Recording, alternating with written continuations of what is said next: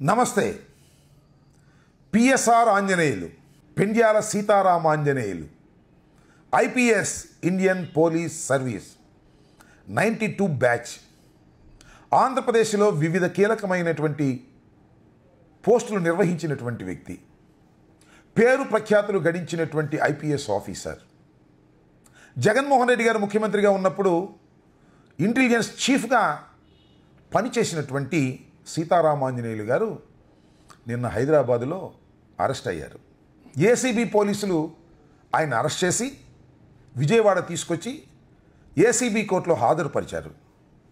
ACB court 14 రోజుల పాటు వారికి రిమాండ్ విధించింది. ఇప్పుడు విజయవాడ సబ్ జైలుకి ఆయన తరలించారు. ఎందుకు పిఎస్ఆర్ ఆంజనేయులు గారిని అరెస్ట్ చేయాల్సి వచ్చింది?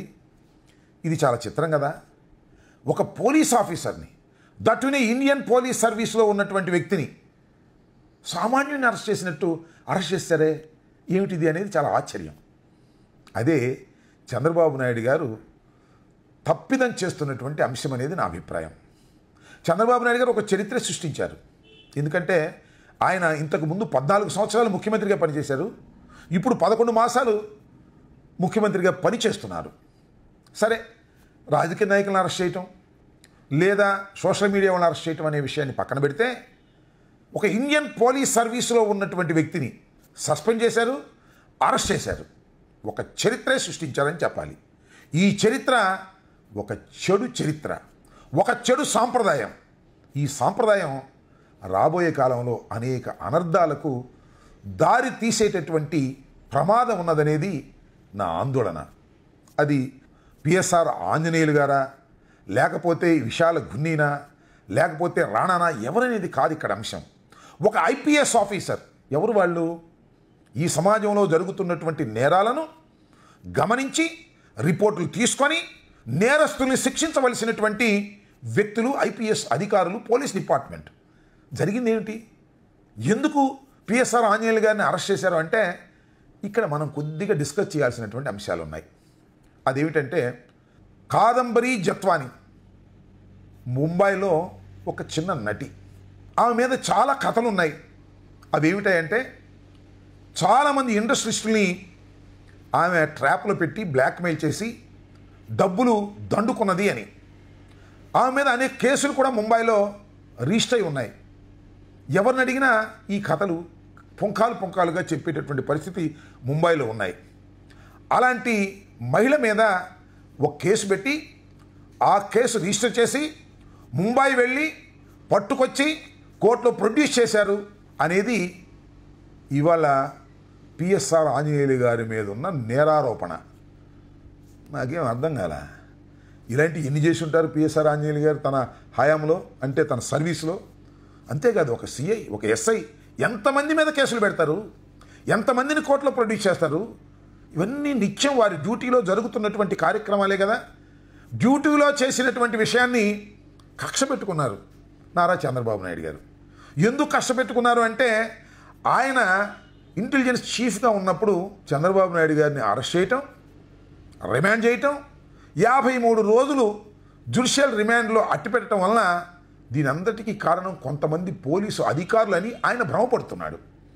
ఆయన చేసిన నేరం వల్ల ఇది జరిగిందని అనుకోవడం వల్ల, అందువల్ల ఎవరైతే తన్ను లోపల వేయడానికి సహకరించారని భావిస్తున్నారో వారందరి మీద కక్ష తీర్చుకోవాలనేటువంటి క్రమంలోనే ఇలాంటి ఫాల్స్ కేసు అన్నీ పెట్టి లోపలేసే కార్యక్రమం చేస్తున్నారు.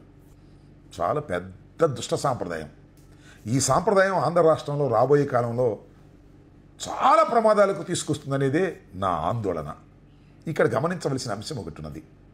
సీతారామాంజనేయులు గారు ఆయన హయాంలో ఇంటెలిజెన్స్ చీఫ్గా ఉన్నప్పుడు మరి విశాల్ గున్నీ గారు కానీ, టాటా కానీ వీళ్ళు కేసు రిజిస్టర్ చేశారు. ఎవరు ఇస్తే కేసు రిజిస్టర్ చేశారు? కుక్కల విద్యాసాగర్ మా పార్టీలో పోటీ చేసి తర్వాత రాజకీయాల నుంచి దూరం అయిపోయాడు. ఆయన కూడా బాగా ఇండస్ట్రియలిస్టు.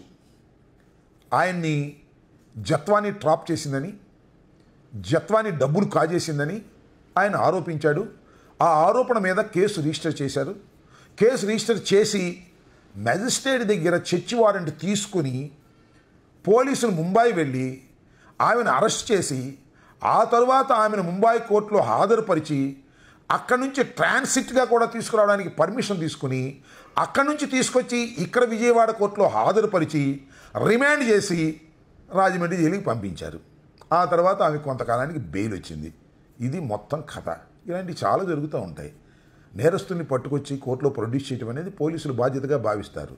బొంబాయి వెళ్ళి పట్టుకొచ్చారు, మ్యాజిస్ట్రేట్ పర్మిషన్ తీసుకొచ్చి పట్టుకున్నారు. అంతే తప్ప మ్యాజిస్ట్రేట్ పర్మిషన్ లేకోకుండా వెళ్ళలేదు. సెర్చ్ వారెంట్ తీసుకుని వెళ్ళారు.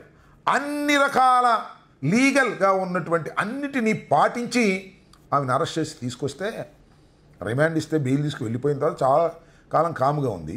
చంద్రబాబు నాయుడు గారు ముఖ్యమంత్రి తర్వాత ఆమెను పట్టుకొచ్చారు. ఆమె చేత కేసు పెట్టించారు. కేసు పెట్టించి వీళ్ళందరినీ లోపలేసే కార్యక్రమాలు చేస్తున్నారు. దీనిలో విద్యాసాగర్ రావుకు లోపల వేశారు, ఆయనకు బెయిల్ వచ్చింది. అదేవిధంగా విశాల గున్ని కానీ యాంటిసిపేటరీ బెయిల్ తెచ్చుకున్నారు. కానీ పిఎస్ఆర్ ఆంజనేయులు గారు యాంటిసిపేటరీ బెయిల్కు వెళ్ళలేదు. వెళ్ళకపోవడం వలన ఆయన ఇవాళ అరెస్ట్ చేశారు. ఇక్కడ ఒక కీలకమైన అంశం ఉంది.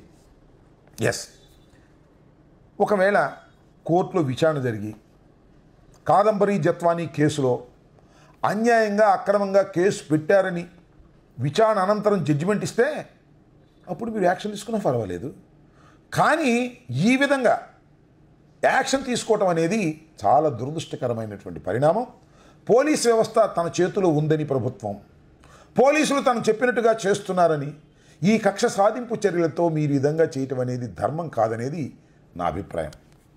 ఇక నేను ప్రత్యేకంగా చెప్పాల్సిన అవసరం లేదు. ఇంతకు ముందు కూడా చెప్పా, పిఎస్ఆర్ ఆంజనేయులు గారు గుంటూరుకు కూడా ఎస్పీగా పనిచేశారు, వివిధ స్థాయిల్లో పనిచేశారు. నాకు గుంటూరులో ఆయన ఎస్పీగా పనిచేసినప్పుడు గుంటూరులో ఫ్యాక్షనిస్టులు కానీ, అంటే ఉమ్మడి జిల్లాలో ఫ్యాక్షనిస్టులు కానీ రౌడీలు కానీ ఊళ్ళు ఖాళీ చేసి వెళ్ళిపోయారంటే నమ్మండి. మిగతా జిల్లాలో చేసినప్పుడు కూడా ఆ రకంగానే ప్రవర్తించి ఉంటారని నేను అనుకుంటున్నాను.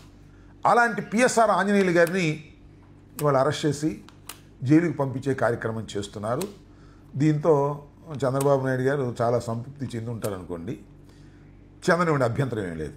దాంతోపాటు ఈనాడు, ఆంధ్రజ్యోతి, ఈ మీడియాలో ఉన్నాయి కదా, వాళ్ళు చెప్తున్నారు సీతారామాంజనేయులు గారిని అరెస్ట్ చేసి తీసుకొస్తే ఆయన రాయల్గా టచ్ చేసుకుని నవ్వుతూ ఏసీబీ ఆఫీసులోకి వెళ్ళాడని, నవ్వుతూ కోర్టులోకి వెళ్ళాడని. అంటే ఏడవాలన్నమాట. పిఎస్ఆర్ ఆంజనేయులు గారు లేదా ఎవరైనా అరెస్ట్ చేస్తే చంద్రబాబు నాయుడు గారి హయాంలో వాళ్ళు లబోదిబోమని అరవాలి, లబోదిబోమని ఏడవాలి. అది మీకున్నటువంటి ఒక సైకో మనస్తత్వం. పిఎస్ఆర్ ఆంజనేయులు అనేటువంటి వ్యక్తి అనేక మందిని అరెస్ట్ చేశాడు, అనేక మందిని జైలుకి పంపించాడు, అనేక మందిని శిక్షించడానికి దోహదపడ్డాడు చట్ట ప్రకారంగా. ధైర్యంగా ఎదుర్కొనే స్వభావం ఉంది కాబట్టే యాంటిసిపేటరీ బెయిల్కి వెళ్ళలేదని మనం చేస్తున్నాం. అంతేకాదు ఇంకొక విషయం చెప్పాలి ఇక్కడ. ఆయన వాళ్ళ కోర్టులో ప్రొడ్యూస్ చేస్తే తన కేసును తానే వాదించుకున్నాడు. తానే జడ్జి గారి ముందు వివరాలన్నీ కూడా వివరించి చెప్పేటటువంటి ప్రయత్నం చేశారు.